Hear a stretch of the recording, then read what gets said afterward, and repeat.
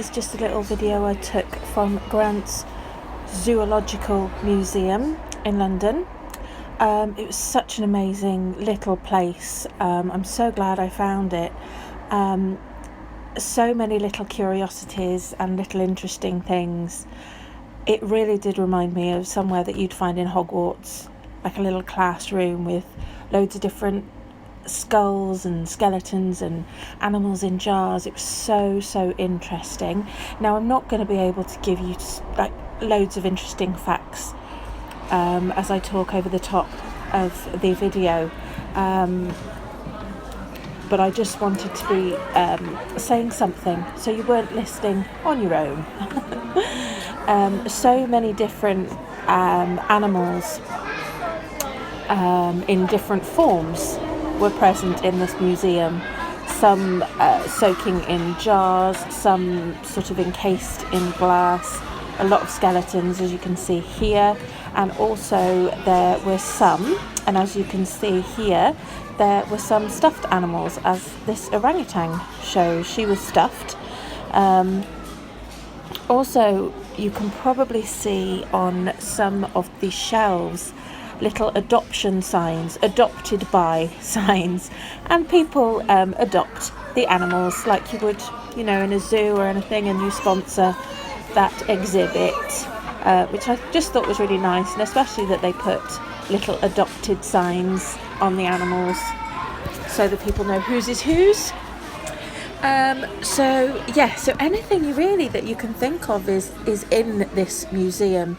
There is so much to take in. Trying to record it all, it would have been a video that was hours and hours and hours. It really would have been. So I just thought if I'll just get a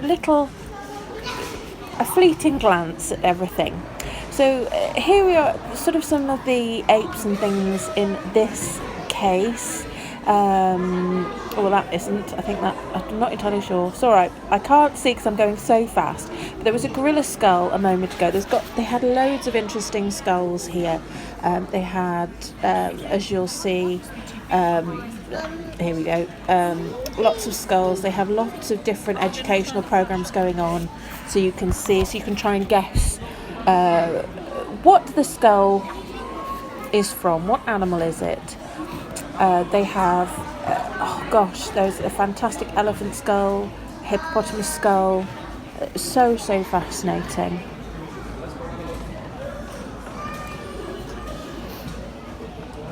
And this was a fully grown lion skeleton. And you can just see behind it there is a python skeleton, which is amazing. It was all curled around. Very hard to see it all, but it was absolutely fascinating. It really did remind me of the basilisk down in the Chamber of Secrets. Well, once it had died, of course. Please do excuse the Harry Potter references. As you know, I'm a huge Harry Potter geek.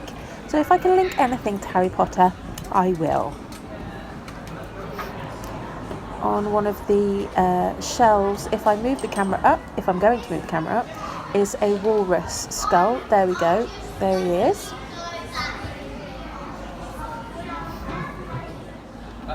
Wow, the hippopotamus skull is huge. Yeah, there we go. That's the hippopotamus skull.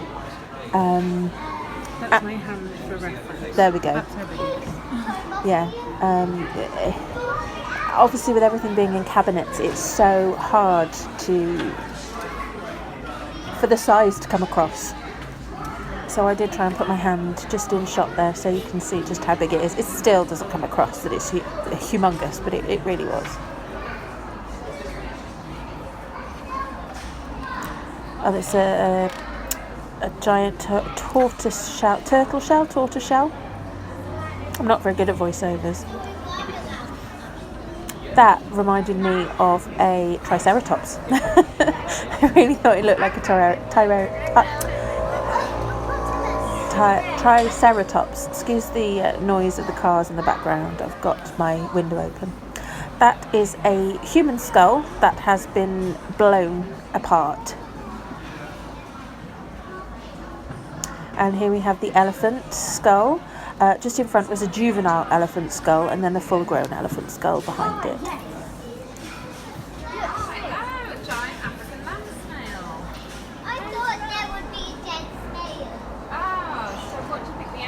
Here we have things that invade the body.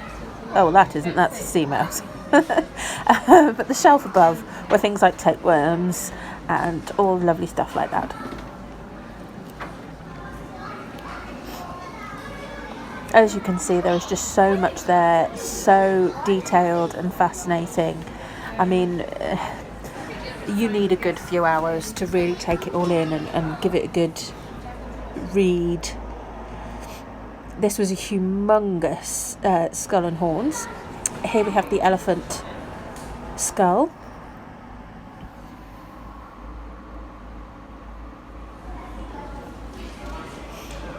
And I'd love to be able to tell you what that is, unless the camera's going to pan down. And it's a tiger. So there we have it. I don't think I'm going to win any awards for my voiceover work. Here we have the little fishes and shark jaws and teeth.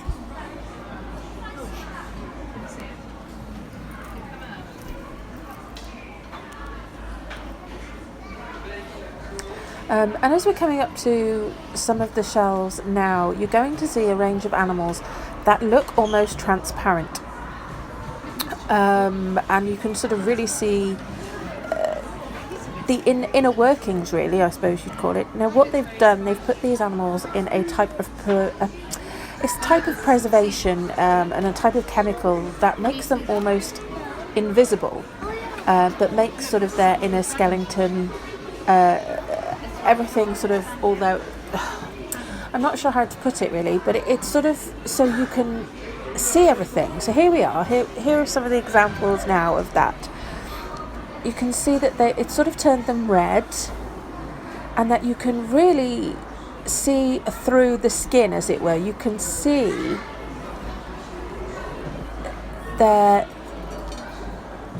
all the delicate little parts. You can see the skeleton, some of the digestive organs, some of the other organ systems. Really, really fascinating. Don't know whether it's as detailed that you can see the circulatory system, sort of the blood vessels and things. I'm not sure. Just trying to have a little close up. Oh, there we go. That's what it's called and how it's done. But I'm not very good at remembering things. So I'm glad I recorded that.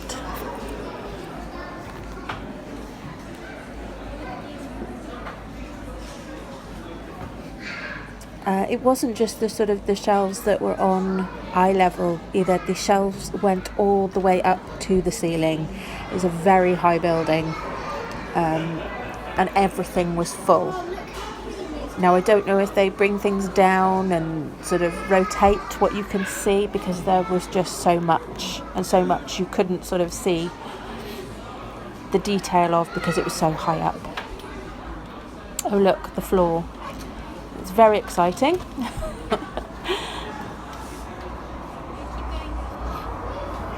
So you can see the little sign saying "Adopt Me," because some of the exhibits haven't been adopted yet and are not sponsored.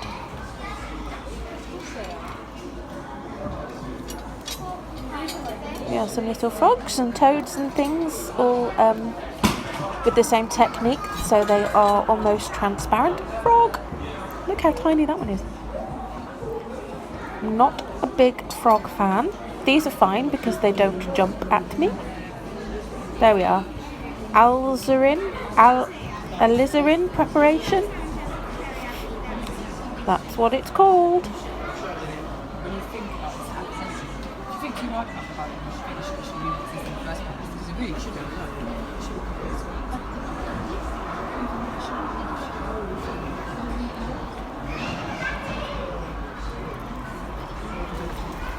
I also love this museum for the fact that Obviously they're competing with the Natural History Museum, and here they don't really have any dinosaurs. They don't have any of the great big stunning dinosaurs, but what they do have is a huge cabinet full of toy dinosaurs, which I thought was fantastic.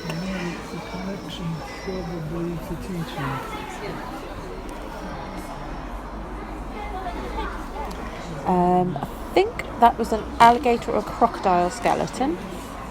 I'm moving the camera so fast I can't tell. They can just see at the top and the tail. Oh no, that's the head of the snake as it goes around, and he's coiled right round that branch. I'm wondering whether he died coiled around the branch or whether they coiled the skeleton around it. That would be interesting to know.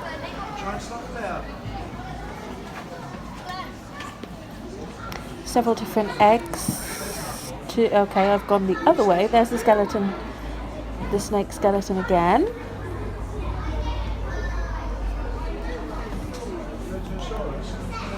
More crocodiles. If crocodiles or alligators, I'm not sure.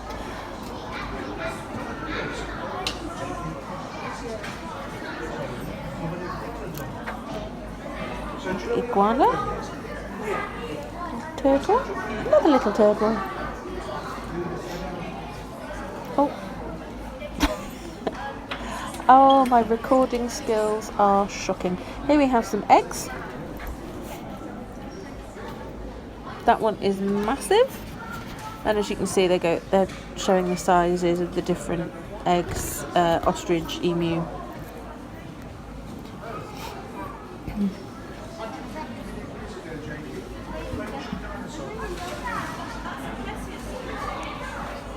Here we go, look. Oh, I didn't show all the way up.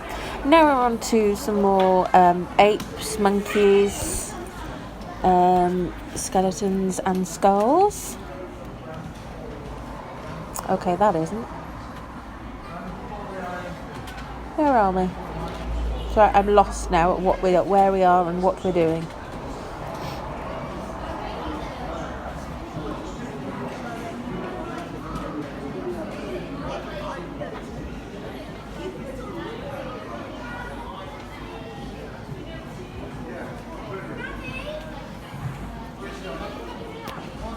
Yeah, we've seen that's the component from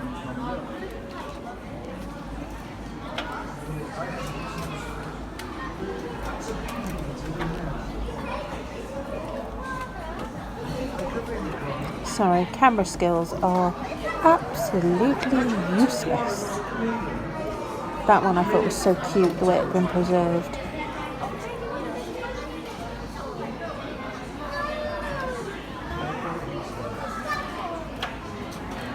Obviously this isn't some horrible museum where they've captured all these animals and just killed them so they can put them on display. That isn't the case. These are animals that have died, that have been found,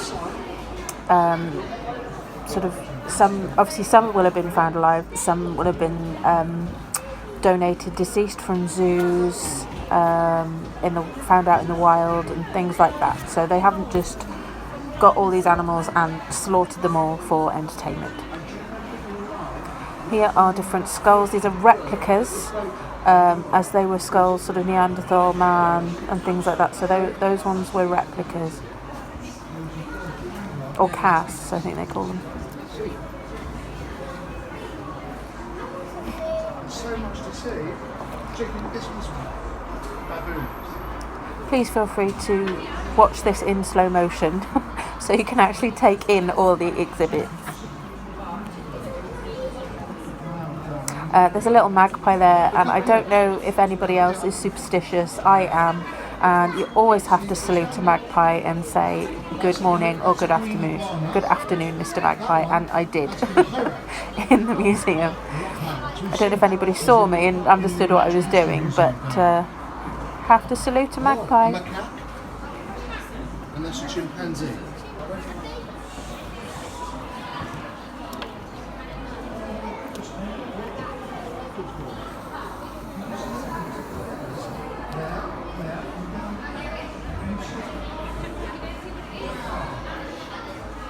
Also, please excuse the shoddy camera work. That was a dugong skeleton. So sea cow or manatee. Oh, that thing, I'm sure it's a house elf.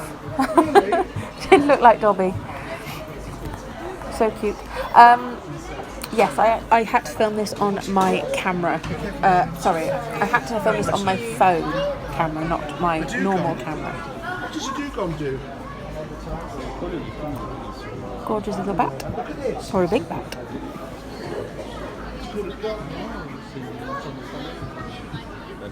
Look at that bat. That's a fruit bat. I don't think it's really fruity. Do you think it tastes? Do you think if you eat that, it would taste of orange? No. Can you hear that it's a tap silly in the name for a background? fruit bat. Unless, He, of course, it eats lots of sort fruit. of We're going around, sort That's of, they quite came right. in That's after a- me, him and his kids. that's a The bat. stuff he was telling his Look at kids, this and I was sort of chuckling to myself. It was so Unlike funny. many smaller carnivorous bats, which hunt really using a dog. echolocation, that means using their ears. Okay, to These hear were a them. little They bit hear their scary. I prey. think they had a guinea pig as well somewhere along there.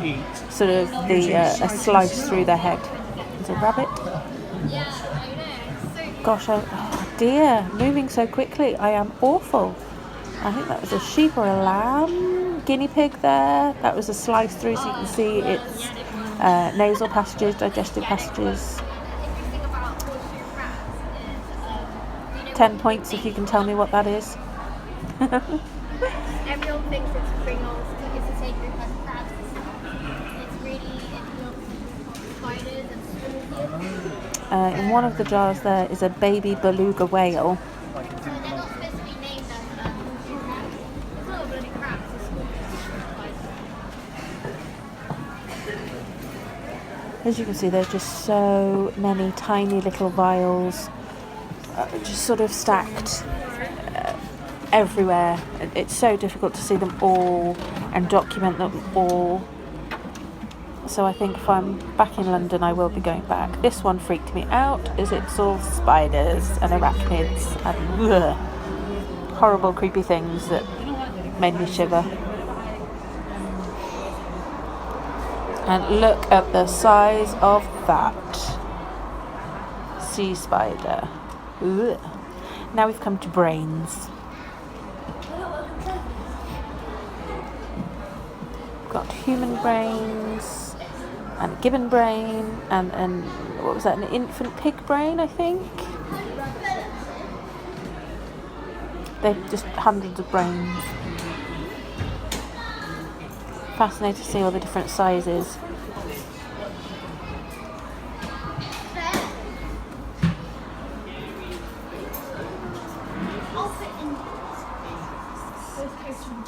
And we're coming up to the museum's most popular exhibit now. I did catch a glimpse of it at the beginning, but I was nattering over the top of it.